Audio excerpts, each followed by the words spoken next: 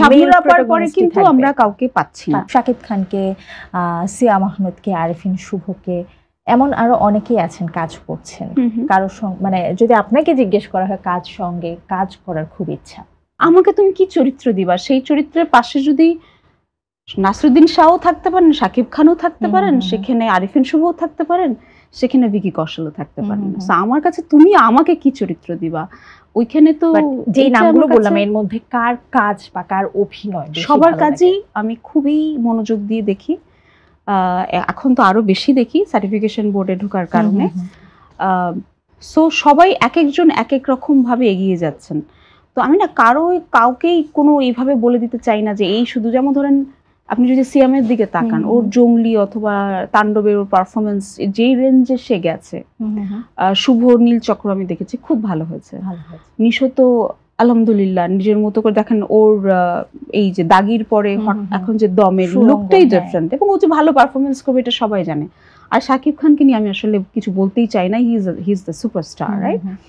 তো এই কয়টার নামই তো বলছিলাম। হ্যাঁ, আচ্ছা, এই যে নামগুলো বললাম দেখেন সবগুলো নামই হচ্ছে মেল ক্যারেক্টার, ফিমেল কারো নাম আমরা বলতেই পারলাম না। মানে ওয়াই? দেশের বাহিরে আমাদের জয়াপা আছে, আমাদের জয়াপা আছে। আপনি যখন বলছিলেন যে আমি জিজ্ঞেস করেছিলাম যে আপু তোমার সবচেয়ে পছন্দের অ্যাক্টর বা অ্যাক্ট্রেসকে, তুমি বললে মেরিল স্ট্রিপ।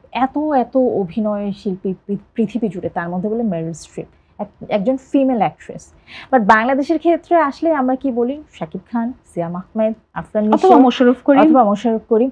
বাট কেন কোনো ফিমেল ক্যারেক্টার বা ফিমেল অ্যাক্ট্রেসের নাম আমরা জয়া হোসেন ছাড়া ওইভাবে বলতে পারি না? মানে আমাদের ইন্ডাস্ট্রি কি এখনো অনেক বেশি নায়িকা নির্ভর হবে? হ্যাঁ, এটা তো অবশ্যই। এবং আমার তো মনে হয় কাস্টিং এর প্রথমে নায়ক চয়েস করা হয়, তারপরে নায়িকা তার সঙ্গে মিলিয়ে হবে। তারপর অনেক মানে আড্ডার পরে যদি মনে হয় যে না এই নায়িকাটা হইতে পারে, তারপর আমার কাছে মনে হয়। সো নারী কেন্দ্রিক সিনেমা তো নাই বলতে নাই। বাট দেবী একটা খুবই ভালো উদাহরণ ছিল, সেটাও আলহামদুলিল্লাহ জয়াপার দ্বারাই হয়েছে। তারপরে এশা মার্ডার অথবা বাড়ির নাম শাহানা, সাবা। কিন্তু দিন শেষে ধরো কমার্শিয়াল জায়গায় সেই একদমই শাবনূর আপার পরে কিন্তু আমরা কাউকে পাচ্ছি না। সো এটাও সত্যি যে কেন শাবনূর আপার পরে এত বড় একটা গ্যাপ।